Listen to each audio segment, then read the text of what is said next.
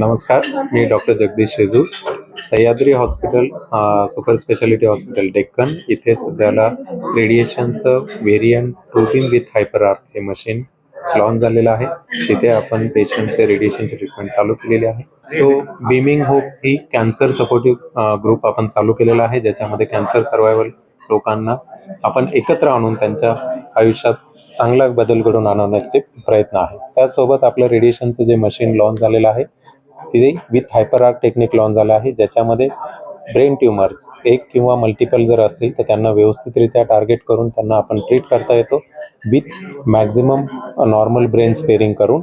आणि त्याच्यासोबतच आपल्याला सरफेस गायडेड रेडिओथेरपीने पेशंट ट्रीटमेंट ही टॅटू फ्री करता येते आणि त्याच्यासोबत पूर्ण सरफेस क्रॅक करून विदाऊट टॅटू करता आपण पेशंटची ट्रीटमेंट करू शकतो आणि पेशंट ट्रीटमेंट होत असताना पूर्णपणे त्याच्यावरती मॉनिटरिंग करू शकतो.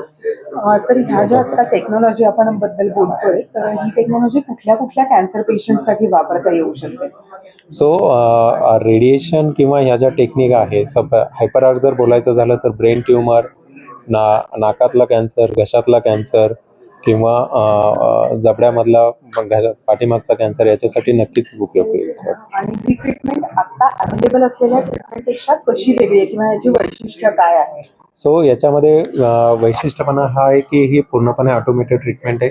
याच्यामध्ये मॅक्झिमम प्रिसिजन होतं, जेणेकरून मॅक्झिमम रेडिएशन जे आहे ते आपल्या टार्गेटला डिलिव्हर होतं आणि सराउंडिंग जे नॉर्मल टिश्यू असतात रेडिएशनपासून तर त्यांचा बचाव केला जाऊ शकतो. दुसरी गोष्ट, ही ट्रीटमेंट फुल्ली ऑटोमेटेड असल्यामुळं कमी टायमात ट्रीटमेंट कंप्लीट होते. तर जी ट्रीटमेंट अगोदर 45 मिनिट ते 1 तास लागायचा ती आता 15 ते 20 मिनिटात कंप्लीट होते. आणि नॉर्मल टिश्यू स्पेअरिंगमुळे त्याच्याशी निगडीत लॉंग रन साईड इफेक्ट बऱ्यापैकी कमी झाले.